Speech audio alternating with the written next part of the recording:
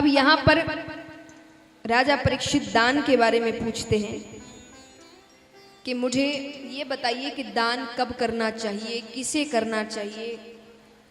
शुकदेव जी कहते हैं कि ऐसे तो दान किसे भी करो, कभी भी करो, बहुत फल मिलता है, लेकिन कुछ दिन होते हैं जब आप दान करें तो आपको विशेष फल प्राप्त होता है। जैसे 2 आयन होते हैं, उत्तरायण दक्षिणायन, तब आप दान करें तो आपको विशेष फल प्राप्त होता है। अक्षय तृतीया के दिन आप दान करें तो आपको बहुत फल प्राप्त होता है। आपके घर में किसी का जन्म हो तब आप दान करें तो आपको बहुत फल प्राप्त होता है। या किसी की मृत्यु हो जाए आप तब दान करें तो बहुत फल प्राप्त होता है। लेकिन दान भी सुपात्र को करो, जिसको सच में जरूरत है। कुपात्र को दान करोगे तो वो उल्टा पड़ जाएगा। कुपात्र माने किसी ऐसे को आपने पैसे दे दिए या कुछ भी दे दिया जिसका वो गलत इस्तेमाल कर रहा है, तो वो जो भी गलत काम कर रहा है उसका पाप आपको चढ़ेगा, क्योंकि पैसे किसने दिए। इसलिए दान कभी भी कुपात्र को नहीं करना। जिसको सच में जरूरत है, आपके दिए हुए पैसे उसके जीवन में एक बदलाव लेकर आ सकते हैं, उनको दान करिए। जिनकी वजह से, आपकी वजह से जिनके जीवन में खुशियां आ जाए, उनको एक नया जन्म मिल जाए, उनको दान करिए। वो दान बहुत महत्व रखता है। अब यहाँ पर राजा परीक्षित पूछते हैं कि प्रभु ऐसा कभी हुआ है कि किसी पशु को भगवान ने दर्शन दिए हो। शुकदेव जी कहते जरूर हुआ है। कब हुआ? वो बताते हैं त्रिकूट नामक एक पर्वत था, उसके पास एक सरोवर बहता था। उस सरोवर में गजेंद्र नामक हाथी आया करता था। हाथी भी कैसा? सफेद हाथी, अत्यंत सुंदर और इतना शक्तिशाली कि उसके सुगंध से शेर डर कर भाग जाए। सिर्फ सुगंध से। वो अपने परिवार के साथ क्रीड़ा करने आता है। अब वो सूंड में कभी पानी भरकर बच्चों पे फेंके, बच्चे कूदने लग जाए। कभी पानी लेकर पत्नी पर फेंके, पत्नी शर्मा जाए।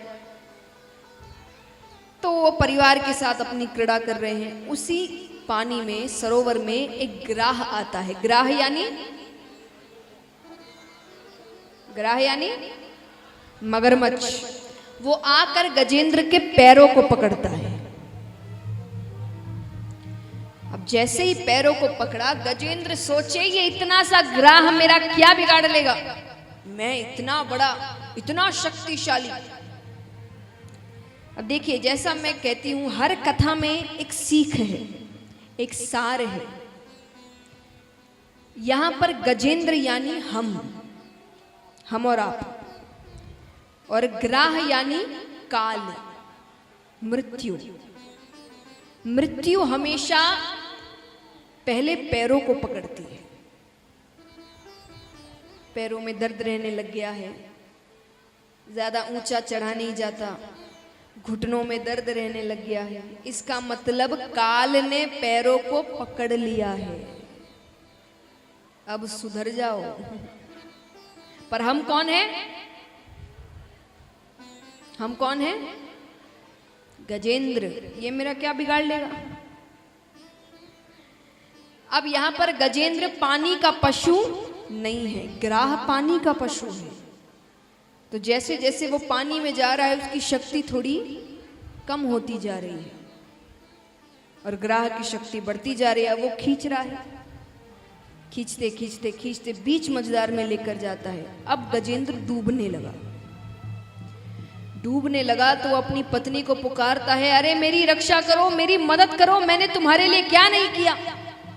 पत्नी कहे, मदद तो कर दूं, लेकिन क्या पता आपकी मदद करने आऊं वो आपके पैर छोड़कर मेरे पैर पकड़ ले। मैं नहीं आ सकती। बच्चों से कहा, तुम तो मेरी सहायता करो, अरे तुम्हारे लिए मैंने अपने सपने त्याग दिए, तुम्हारे लिए मैंने अपने सपने त्याग दिए, तुम तो मेरी मदद करो। बच्चे कहते, आप चिंता मत करिए, आपका सारा काम अच्छे से करेंगे। समझे मतलब? मरने के बाद जो काम होता है वो अच्छे से करेंगे, चिंता मत करिए। अब वो कहे मैं जिंदा हूं, कैसी बातें कर रहे हो? दोस्तों को सबको पुकारता है, कोई सहायता नहीं करता। कौन अपनी जान जोखिम में डाले? अंत में जब कोई नहीं आता तब वो आवाज लगाता है, हे परम पिता परमेश्वर मेरी रक्षा करो, हे द्वारिका के नाथ मेरी रक्षा करो, हे द्वारिकाधीश मेरी रक्षा करो।